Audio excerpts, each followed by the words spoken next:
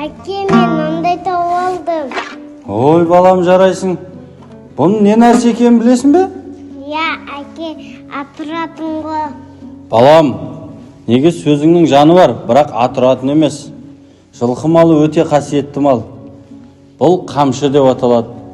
Жылқыға осы қамшымен белгі берсең, жылқы шабатын жерінде шауып, тоқтайтын жерінде тоқтаған балам.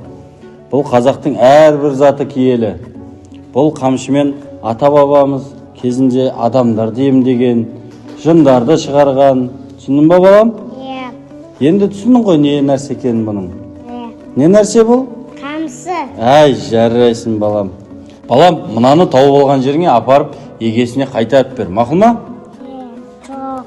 Әке, маған ұнап тұр. Өзіме алсам бола ма? Балам, егер саған қатты ұнап тұрса, мен дәл осындай саған жасап берейін. Бұны өзінің егесіне қайтарып берейік. Мақұл ма? Сен маған көмектесесің ғой? Иә. Олай болса, бізге қамшы ең алдымен сабы, құлағы және басы болады. Біз осы заттар дайындап алуымыз керек. Мақұл ма? Ол үшін бізге емен ағашы керек. Және 8 өрінді түйенің терісінен өрілген екен. Осы түйенің терісі керек. Түсіндің ғой? Иә. Жүр, сол заттарды екеуміз тауып алайық. Мынаны егесіне қайтарып берейік. Тұр ғане.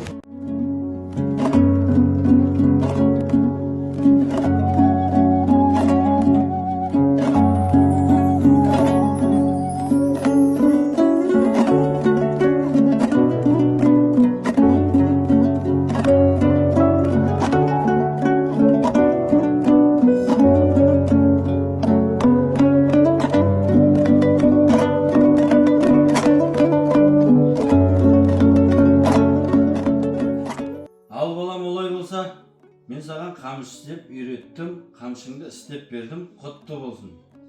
Әке, сізге көп рахмет. Енді қорадағы алатайға мінгізіп үйретсеңіз, сізбен бірге атқа мініп көмектесетін боламын. Жарайсың, балам, Құдай қаласа. Олай болса, әкесі, менің де балама сыйым бар. Өзіңе арнап тіккен алатайыңа жабуымды тарту етейін. Тұлпарыңның тұяғы сүрінбесін. Рахмет, анасын, сізге көп рахмет. Әй, жарайсың, балам.